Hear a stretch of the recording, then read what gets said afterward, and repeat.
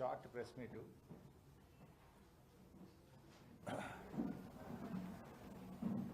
భోగభాగ్యాలను అందించే భోగి పండగ, కొత్త కాంతులను తెచ్చే సంక్రాంతి పండగ, కనుమ పండుగలు అందరూ ఆనందంగా జరుపుకోవాలని ఆకాంక్షిస్తూ రాష్ట్ర ప్రజలందరికీ సంక్రాంతి పండుగ శుభాకాంక్షలు తెలియజేస్తా ఉన్నాం. రాష్ట్రంలో రైతు ప్రభుత్వంగా చెప్పుకునే కాంగ్రెస్ ప్రభుత్వం రైతులను కుడి ఎడమలుగా దగా చేస్తూ వస్తూ ఉంది. అడుగడుగునా రైతులను దగా చేస్తుంది కాంగ్రెస్ ప్రభుత్వం. రైతుల విషయంలో కాంగ్రెస్ పార్టీ మాటలు కోటలు దాటుతూ ఉన్నాయి. ఈ ప్రభుత్వం యొక్క చేతలు మాత్రం గడప దాటడం లేదు. మీరందరూ కూడా సాక్ష్యం. రైతు రుణమాఫీకి సంబంధించి మహబూబ్ నగర్ జిల్లాలో 2 నెలల కింద ముఖ్యమంత్రి గారు 2750 కోట్ల రూపాయల రుణమాఫీ డబ్బులు విడుదల చేశాను అని చెక్ కూడా ఇచ్చిండు. 2 నెలల కింద ఇచ్చాడు. మరి 2 నెలల కింద చెక్ ఇస్తే ఇవాళకైతే సంగారెడ్డికి చేరలేదు. నేను ఈ ప్రెస్ మీట్ మాట్లాడడానికి ముందు సంగారెడ్డి రైతులతో మాట్లాడినా, మెదక్ జిల్లా రైతులతో మాట్లాడినా, సిద్దిపేట జిల్లా రైతులతో మాట్లాడినా, ఎక్కడ 1 రూపాయి అయితే రైతులకు డబ్బు పడలేదు. అంటే ముఖ్యమంత్రి ఇచ్చిన చెక్కుకే గంత పతార లేకపోతే అసలు ఏమైనా గౌరవం ఉంటుందా ఈ ప్రభుత్వానికి? 30వ తారీఖు నాడు ముఖ్యమంత్రి గారు, ఐ థింక్ నవంబర్ 30 నాడు చెక్ ఇచ్చాడు. నవంబర్ 30 నాడు ముఖ్యమంత్రి 2750 కోట్లు రైతులకు విడుదల చేస్తున్నాడు ముఖ్యమంత్రి చెక్ ఇస్తాడు. ఈ రోజుకు రైతుల అకౌంట్లలో రుణమాఫీ డబ్బులు పడవు. అంటే నువ్వు డమ్మీ చెక్ ఇచ్చినావా? అంటే ఎన్నికల ముందు ఏదైతే డమ్మీ హామీలు ఇచ్చినావో ముఖ్యమంత్రి అయినాక కూడా డమ్మీ చెక్కులు ఇస్తున్నారా ముఖ్యమంత్రి గారు? మీరు ఎక్కడ పోయినాయి డబ్బులు? మరి గాల్లే ఉన్నాయా? నువ్వు ఇచ్చిన చెక్కు ఎందుకు పాస్ అవుతలేదు? అయితే డమ్మీ చెక్ ఇవ్వాలి, లేకపోతే రైతుల్ని ప్రజల్ని మోసం చేయాలి. ఏంది? దీని మీద స్పష్టత అడుగుతా ఉన్నా నేను. I demand the government. మీరు 2750 కోట్లు అది ఇచ్చినామన్నారు. ఈ రోజు వరకు ఎందుకు రైతుల అకౌంట్లో డబ్బులు పడలేదు? ఎవరన్నా ఒకవేళ అధికారులు తప్పు చేస్తే వాళ్ళ మీద చర్య తీసుకోండి.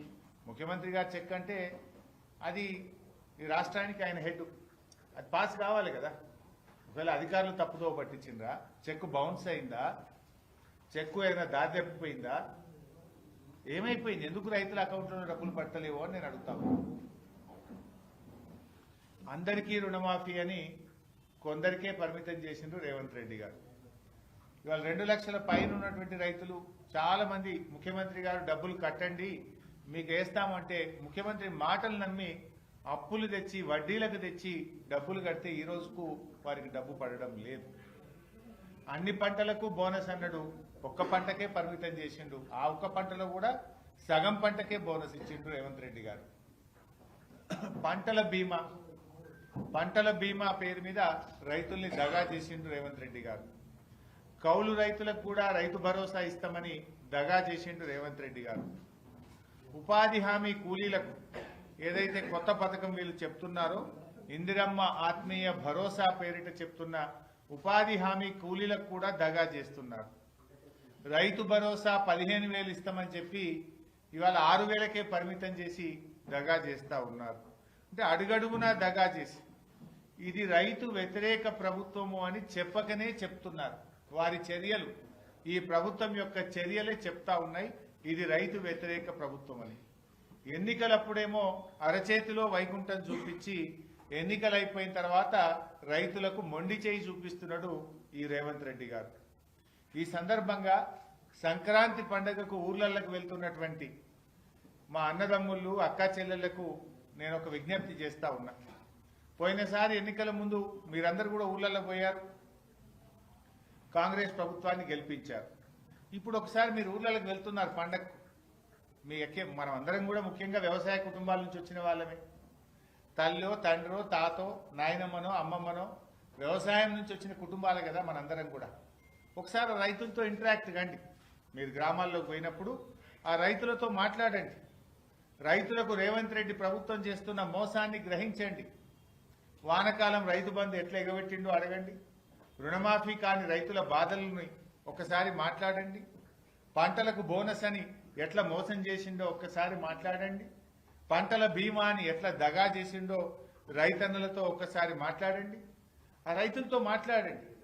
కేసీఆర్ పాలనలో కడుపుల సల్లగదలకుండా రైతుల్ని ఎట్లా కేసీఆర్ గారు కాపాడుకున్నారో, రేవంత్ రెడ్డి గారు 13 నెలల్లో ఎట్లా రైతుల్ని మోసం చేసిండో సంక్రాంతి పండుగకు ఊర్లలోకి వెళ్తున్న మా అన్నదమ్ములు అక్క చెల్లెలు రైతులతో చర్చించాలని చెప్పి నేను కోరుతా ఉన్నా. ఎందుకంటే వాస్తవాలు అర్థమవుతాయి ప్రజలకు, వాస్తవాలు ప్రజలకు అర్థమవుతాయి. అంటే ఏ రకంగా రేవంత్ రెడ్డి గారు ఈ రైతుల్ని ఈ ప్రభుత్వాన్ని మోసం చేసిండో కూడా దయచేసి మీరందరూ గ్రామాల్లో చర్చ పెట్టాలని పండగకు ఊరికి వెళ్తున్న వారికి నేను పిలుపునిస్తా ఉన్నా. అన్నిట్లో మోసం. రైతు భరోసా ఇప్పుడైతే 10,000 నేనొస్తే 15,000 అన్నాడు, మోసం. వ్యవసాయ కూలీలందరికీ 12,000 ఇస్తా అన్నాడు, మోసం. అన్ని పంటలకు బోనస్ అన్నాడు, మోసం. పంటలకు బీమా అన్నాడు, మోసం. రైతు రుణమాఫీ అందరికీ చేస్తానన్నాడు, మోసం. అడుగడుగున ప్రతి పథకములో అయితే ఎగవేతలు లేదంటే కోతలు. ఈ రకంగా రైతులకు తీవ్రంగా అన్యాయం చేసినారు. దీని మీద పండగకు ఊళ్ళకు వెళ్తున్నటువంటి వాళ్ళు రైతులతో చర్చించండి, రైతులకు ధైర్యాన్ని ఇవ్వండి, రైతుల కష్టాలు తెలుసుకొని వారికి భరోసానిచ్చి వాళ్ళు ఈ బీఆర్ఎస్ ప్రభుత్వం ఎట్లా మేలు చేసిందో, కాంగ్రెస్ ఎట్లా మోసం చేసిందో తెలుసుకొని కాంగ్రెస్ మీద పోరాటానికి సన్నద్ధం కావాలి.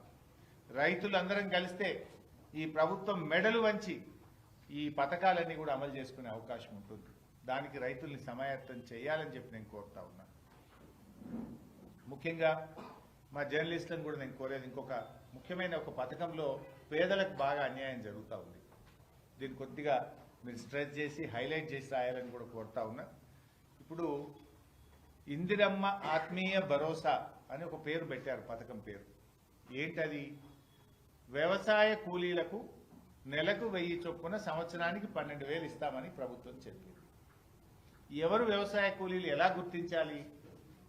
వీళ్ళు ఏమన్నారంటే, ఉపాధి హామీ పథకములో మట్టి పనికి పోయే వాళ్ళను మేము వ్యవసాయ కూలీలుగా గుర్తిస్తాము అన్నారు.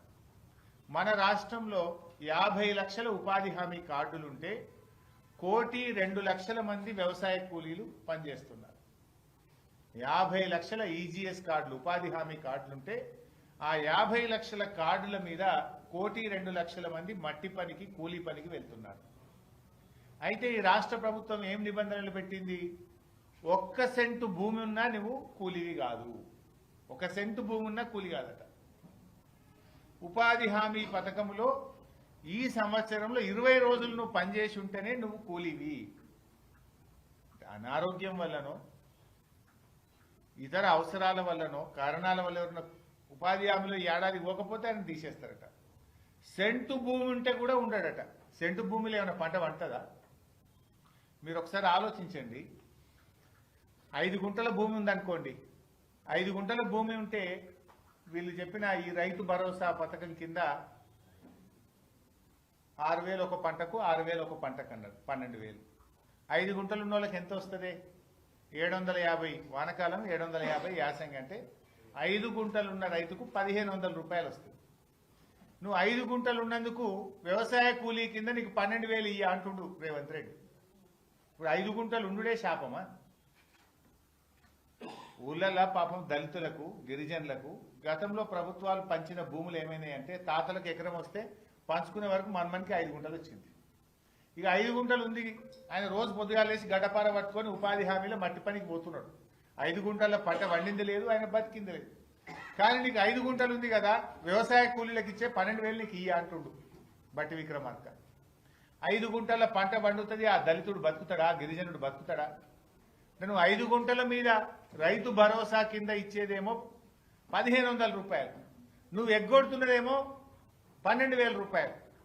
ఏది ఇందిరమ్మ ఆత్మీయ భరోసా కింద ఎగ్గొడుతున్నది 12,000. అంటే ఆ రైతుకు 5 గుంటల రైతుకు ఎంత నష్టం అవుతున్నట్టు? 10,500 రూపాయలు నష్టమవుతాము. అదేవిధంగా 10 గుంటల భూమి ఉంది అనుకో బైసాబ్, నీకు రైతు భరోసా కింద వచ్చేది 3,000, నష్టపోయేది 9,000. అర్ధెకరం భూమి ఉంది అనుకోండి, రైతు భరోసా కింద 6,000 వస్తుంది, నీవు నష్టపోయేది 6,000. 30 గుంటల భూమి ఉందనుకోండి, నీకు వచ్చేది 9,000, నువ్వు నష్టపోయేది 3,000. అంటే ఈ రాష్ట్రంలో మీకు ఐడియా ఉండాలి, ఎకరం కంటే తక్కువ భూమి ఉన్నటువంటి రైతులు ఎందరు అంటే 24,57,000 మంది రైతులు ఉన్నారు.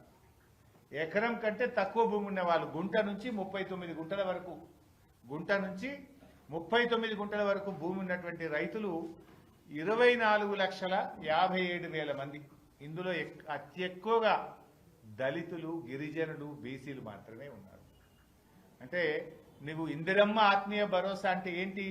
దళిత గిరిజనులకు శటగోపం పెట్టుడేనా? దళిత గిరిజన రైతుల నోరు కొట్టడమే ఇందిరమ్మ ఆత్మీయ భరోసానా? అరే 1 కోటి మంది కూలీలు ఉన్నారు. వాడు నిజంగా గడ్డపార పట్టుకొని ఎందుకు పోతాడండి? పొద్దుగాల 6 గంటలకు లేచి గడ్డపార పట్టుకొని మట్టి పనికి ఉపాధి హామీలో పోయిందంటేనే ఆయన కూలీ. ఆ కూలీల నోరు కొట్టడానికి మీకు చేతులు ఎట్లొచ్చినాయని నేను అడుగుతా ఉన్నా రేవంత్ రెడ్డిని, బట్టి విక్రమార్కని. గా కూలీల నోర్లు కొడతారా మీరు? వాళ్ళ నోళ్లు కొట్టడానికి మీకు చేతులు ఎట్లా వస్తున్నాయి? వ్యవసాయ కూలీలు అప్పుడేమో మీరు ఓట్లు వేయించుకున్నారు ఆశలు చెప్పి, ప్రతి కూలీకి ఇస్తామన్నారు. ఇప్పుడు 1 కోటి మంది కూలీలుంటే 10 లక్షల మందికే ఇస్తామంటున్నారు. అంటే 90 పైసలు ఎగబెడుతుండ్రు, 10 పైసలు ఇస్తారట. 90% ఎగ్గొడుతుండ్రు 1 కోటి మంది కూలీల్లో. ఏమని?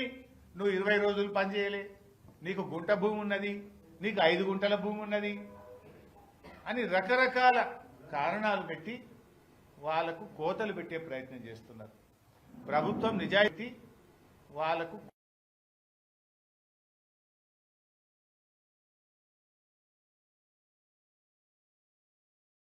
ఎకరం పైన భూమి ఉన్నదంటే వాళ్ళకి 12,000 రూపాయలు రైతు భరోసా కింద వస్తున్నది. కానీ ఎకరం లోపు ఉన్న రైతులు నష్టపోతున్నారు. అంటే ఇప్పుడు 5 గుంటలు అమ్ముకోవాలన్నా మీ దృష్టిలో? ఉన్న 5 గుంటలు అమ్ముకొని ఇక నాకు భూమి లేదు 12,000 ఇవ్వమని మీ గవర్నమెంట్కి దరఖాస్తు పెట్టాలన్నా? What you mean? ఇది కనీసం ఎవడన్నా మెడ మీద తలకాయ ఉంటూ చేసే పని ఇది? అరే 5 గుంటల భూమి ఉంటే నీకు ఎగబెట్టి అంటావండి. పొద్దుగాలేసి గడ్డపార పట్టుకొని రైతుల పొలాల్లో పోయి నాట్లేసి కూళ్లు చేసి వాళ్ళు మట్టి పనికి పోతున్నటువంటి వాళ్ళు నువ్వు కూలివి కాదు నీకు ఇయ్యను అంటే, నువ్వు ఇష్టం లేకపోతే పథకం ఎగబెట్టు, తప్పైందని చెంపలేసుకొని క్షమాపణ చెప్పు. నేను 1 కోటి మందికి ఇస్తానా, ఇప్పుడు 10 లక్షలకే ఇస్తా, 90 లక్షల మంది రైతు కూలీలకు, వ్యవసాయ కూలీలకు ఎగ్గొడుతున్నాను, క్షమాపణ చెప్పు. Why are you playing blame game? ఒక అబద్ధాలు ఎందుకు చెప్తున్నావు? అన్ని మోసమే కదా. అన్ని పంటలకు బోనస్ అంటివి మోసం చేస్తేవి, 2 లక్షల మీద ఉన్న వాళ్ళకు కూడా 2 లక్షలు రుణమాఫీ చేస్తా అంటివి మోసం చేయబడితివి, రైతు భరోసా 15,000 అంటివి మోసం చేయబడితివి, పంటల బీమా అంటివి మోసం చేస్తేవి. లాస్ట్కు పాపంగా వ్యవసాయ కూలీలను కూడా మోసం చేయాలనా? రెక్కాడితే డొక్కాడని వాళ్ళు పొద్దున్నేసి చెమట చుక్కలను నేల మీద వడుస్తూ పనిచేసేటువంటి గా కూలీలకు కూడా కోతబెట్టుడు అవసరమా రేవంత్ రెడ్డి గారు? దయచేసి ఆ దళిత, గిరిజన, బీసీ వ్యవసాయ కూలీల పక్షాన్ని ప్రభుత్వాన్ని నేను సవినయంగా కోరుతా ఉన్నా. మట్టి పనికి ఉపాధి హామీలో గడ్డపార పట్టుకొని పోతున్న ప్రతి కూలీకి కూడా ఇందిరమ్మ ఆత్మీయ భరోసా పథకాన్ని వర్తింపజేయండి. మీరు గ్రామ సభలు పెట్టే బిడ్డ తిరగబడతారు, జాగ్రత్త అని కూడా హెచ్చరిస్తా ఉన్నా. మీరు పోయి ఊళ్ళల్లా గుంట సెంటు భూమి ఉన్నది నీకు ఇయ్యం, నీకు 5 గుంటలది నీకు ఇయ్యమంటే గ్రామ సభల్లో మీ అధికారుల మీద కూలీలు తిరగబడతారు, తస్మాత్ జాగ్రత్త అని చెప్పి కూడా నేను హెచ్చరిస్తా ఉన్నా. ఇది ఎక్కడ న్యాయం అండి? నిజంగా భూమి ఉంటే పంట పండితే పొద్దుగాల మట్టి పనికి ఎందుకు పోతాడు అతను? ఆకలి ఉంది కనుక కడుపు నింపుకోవడం కోసమే పొద్దుగాల లేచి పారబట్టుకొని గడ్డపార పట్టుకొని కూలికి పోతున్నాడు.